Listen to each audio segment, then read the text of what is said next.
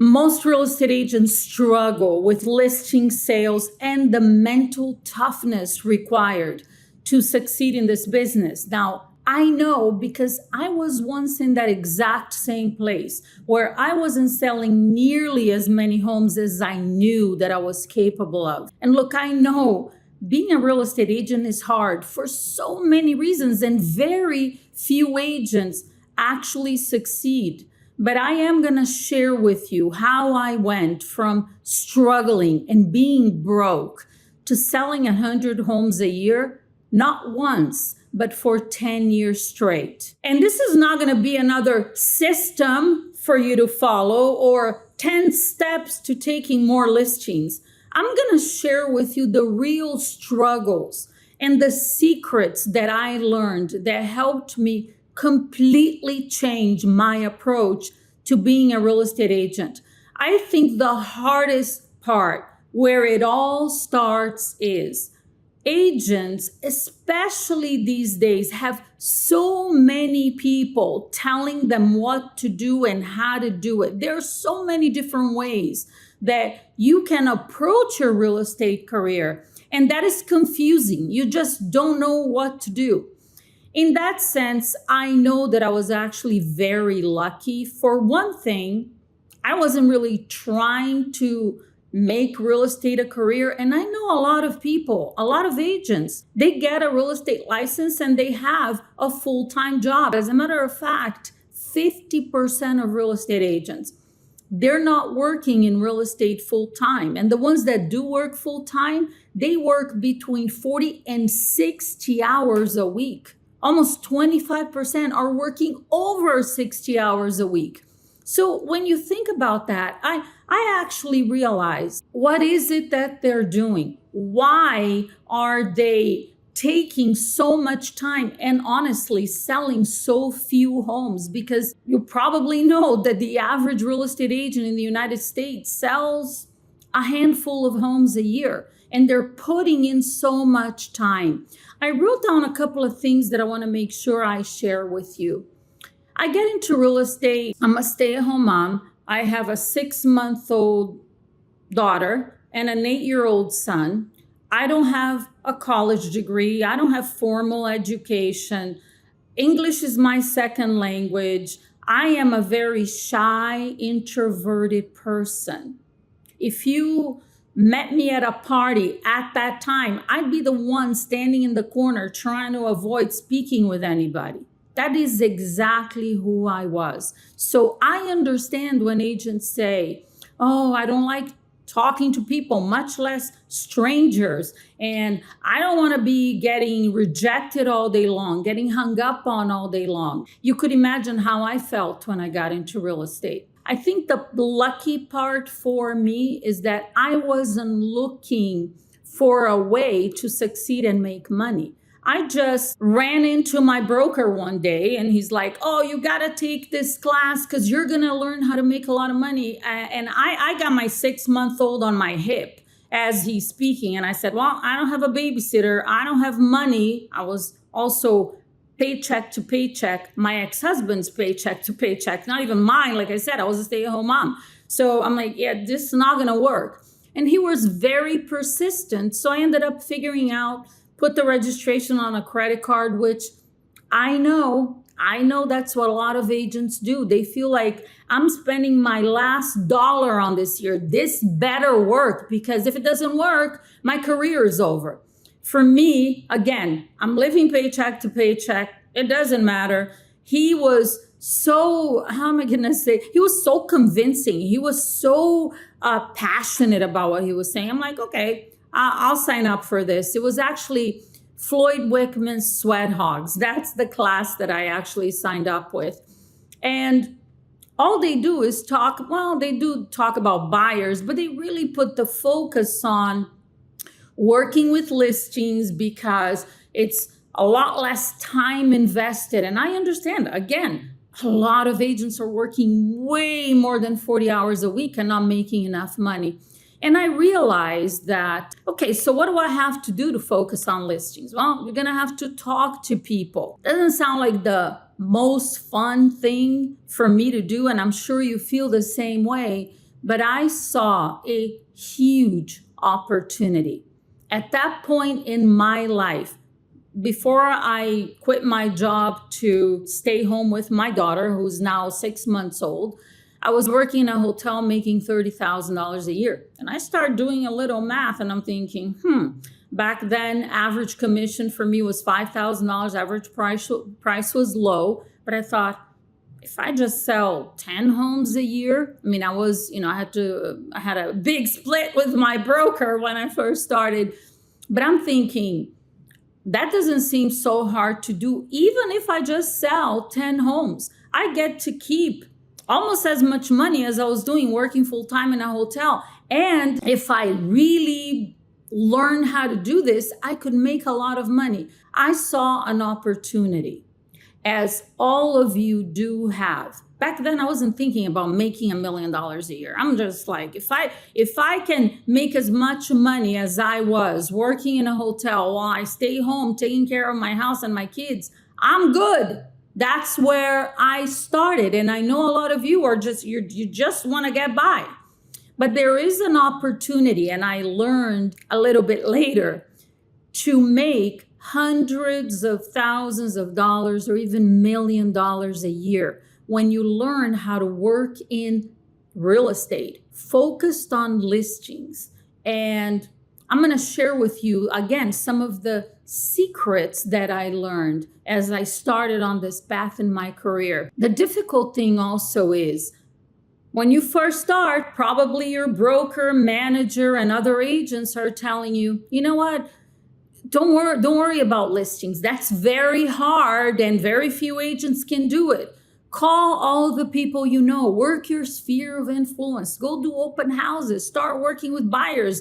You need to make some money now. You can't wait to start taking listings and then they have to sell. And if they're overpriced, you're getting advice from people that are not doing a whole lot in real estate. A lot of it is just outdated ideas. They don't know what it takes to actually focus on listings and take a lot of listings. So they're giving you the best advice possible. The problem with your sphere of influence, and I'm not against sphere, although I never called. I mean, I knew very few people, that's the truth. So it's like, I could call them all in like one day and then what? What am I gonna do? But even if you have a couple of hundred people in your sphere of influence, to get business from, it takes time. You have to build a relationship. You have to build trust in them as you being a great real estate agent. So it's not easy and it's not immediate. I actually had the realization that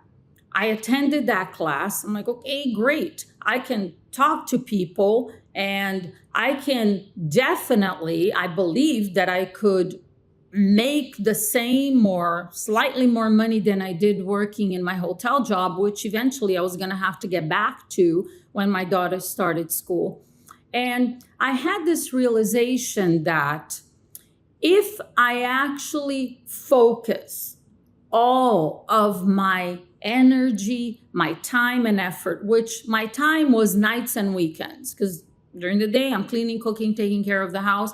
On weekends, my ex-husband was home. He could take care of the kids and I could actually get on the phone. So nights and weekends, if I dedicate all my time, energy, and effort to talking to people, as they said, to find someone who wants to sell, I'm going to find somebody. So it's only a matter of time. And when I started, I was calling people around my neighborhood for comfort reasons. I was scared of talking to homeowners of properties. I lived in a $150,000 house.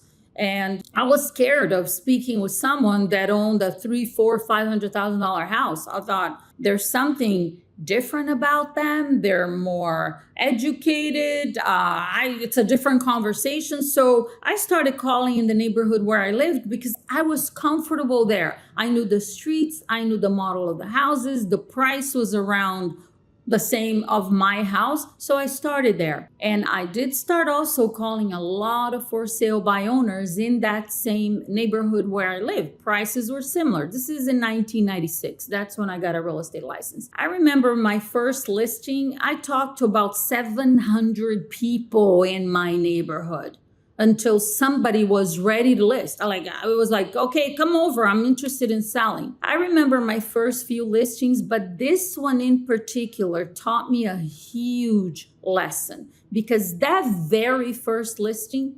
expired. After all of the work and all of the time and all of the conversations, you know what it is to take a listing and I'm so excited. You know, the roller coaster in real estate, like, oh my gosh, I love this. And I hate this. I can't do it anymore. That listing never sold.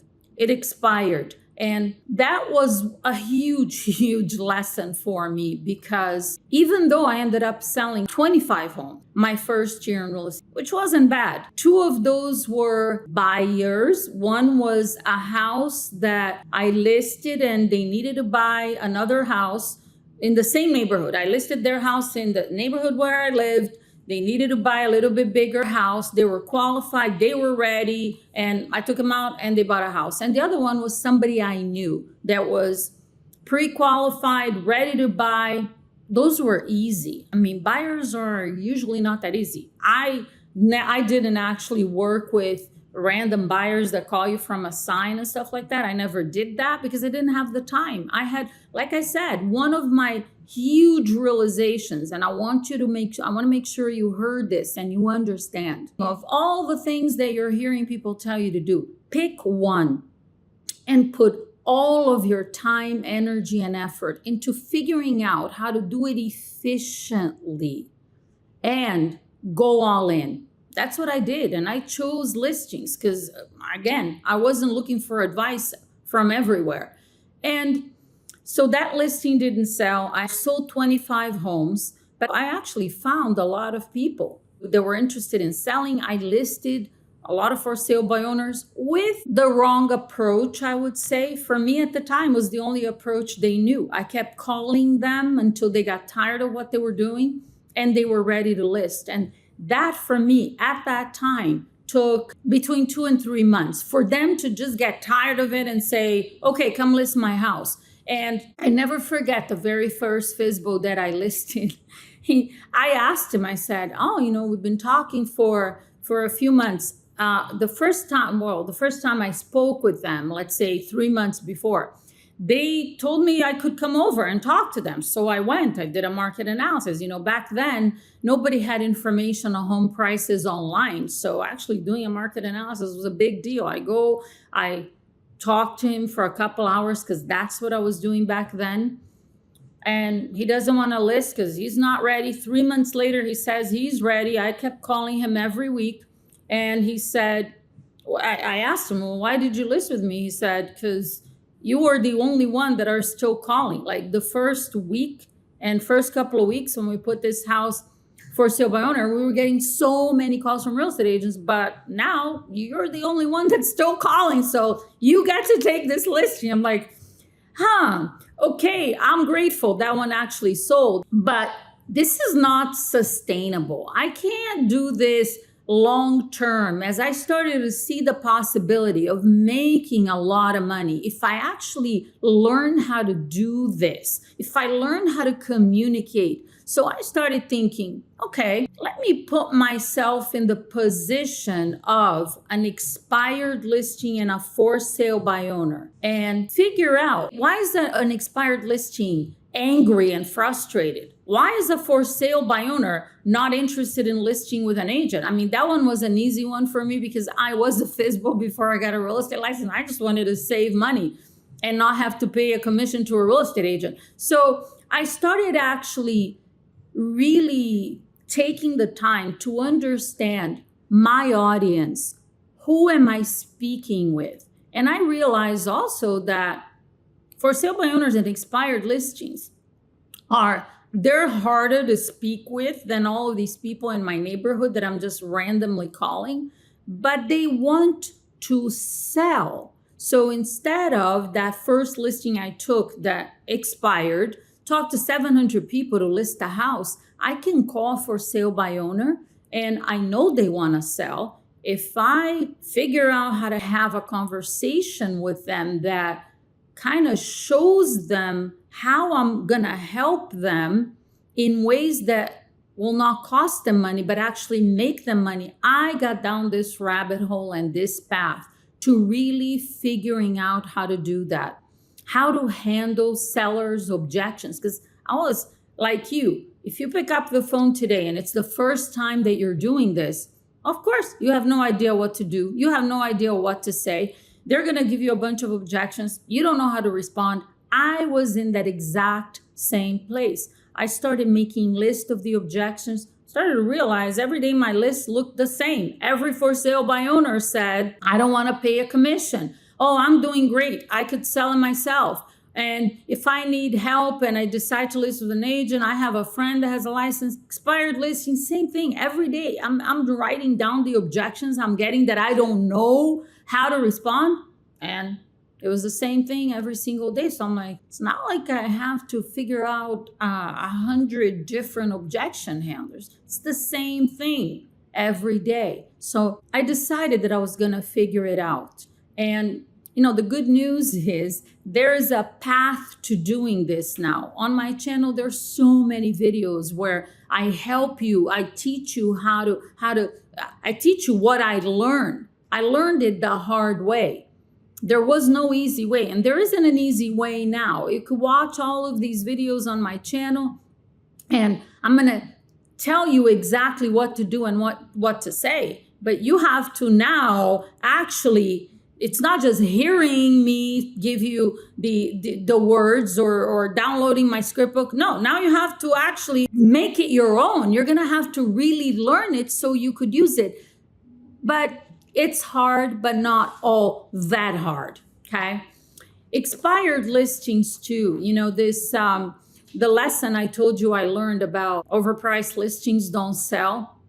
I know that's a huge misconception for real estate agents that back then and now. Oh, expired listings, they're all overpriced and they're not going to lower the price. So it's a waste of my time. They're so hard to talk to and then they're not going to lower the price. So I don't want to bother with this. And I've heard this from the very first day that I got into real estate. For sale by owners, they don't list the house with an agent right away. They take time. It's going to take weeks and months for them to list the property. And the first several that I listed were exactly like that. I learned that from banging my head and wasting my time for 2 years until I started coming up with what I teach agents now, which is the value of actually working with an agent. How do you more than make up for the commission that you charge? That is the secret to listing for sale by owners right away, not 3 months later. And this is probably the most important thing of all. My success depends on what I believe I can do, what I believe is possible for me, how much money I can earn depends on what I believe. And that was not an easy thing for me to hear. As a matter of fact, when I first heard you become what you think about most of the time, all kinds of different quotes and being recommended books about what you believe and controlling your thinking, I was like totally confused. Up until that moment in my life, I just thought that life is whatever cards I was dealt, and based on where I was at in my life, I already explained to you where I was. I didn't see much of any possibility that I could make hundreds of thousands of dollars a year. And I had to put in a lot of time, energy, effort into changing how I think. And I do that every day up until this day. That is not a single day since I got into real estate and I learned this, that I don't work on controlling my thinking, choosing very carefully what I think, what I say. Is it perfect? Not even close. Okay? But it's a lot better than it used to be. I had a lot of fears, a lot of doubt. Do I still have fears and doubt? Of course. I'm a human being. But I don't even recognize that person. Now we're talking almost 29 years after I got a real estate license, but I still work on it. And I still have moments when I doubt certain things that I'm doing. And I want to stay in my comfort level here. I don't want to change and do things differently. But that is required for you to have huge success in real estate. So putting great information in your head, learning from modeling people that have done what you want to do. So you don't have to learn the hard way like I did. You're going to still have to learn some things by doing it the wrong way, and you're going to have rejection. All of those things are going to happen. But when you follow a model that actually works, things are a lot easier. And I said in the beginning, it's hard. 87% of real estate agents fail. After 5 years, they've given up their real estate license, a lot of them within 3 years. So it is hard because it requires discipline. And discipline in doing the right things the right way and going all in. And then there's the word accountability, which is greatly misunderstood. You have to set goals, create a plan to achieve your goals, and you have to hold yourself accountable to those goals. Nobody's going to come to save you. I realized that too. I used to continuously have excuses for why I wasn't able to do what I kept saying that I wanted to do. When this happens, when that happens, when that person does this, when this person doesn't do that, then I'll be able to do what I say, what I want to do. And that's never going to happen. Accountability is myself actually following through on what I say I'm going to do. It's not expecting anybody to do anything for you. That was a hard lesson. I didn't learn that in the first couple of years, okay? It took me a good maybe 10 years to fully understand that because, my 4th year in real estate, I sold 100 homes. It was amazing. And then I kept doing that and it's been great. Real estate has been like such a huge blessing in my life. But I struggled with expecting people to do certain things before I could actually do what I was supposed to do. Learn from my mistakes. Whatever needs to be done, you have to do it. And accountability is not someone waking you up in the morning and telling you, come on, get out of bed. You got to do this. You got to do that. You got to prospect. No, it's you actually holding yourself accountable to the goals that you set and the plan that you created. You have clarity. And of course, you have to have a reason why you want to do this. I had a reason. My reason was just, I don't want to be broke anymore. I didn't want to feel like I don't have control of my life. I depend on somebody else and life is the way it is.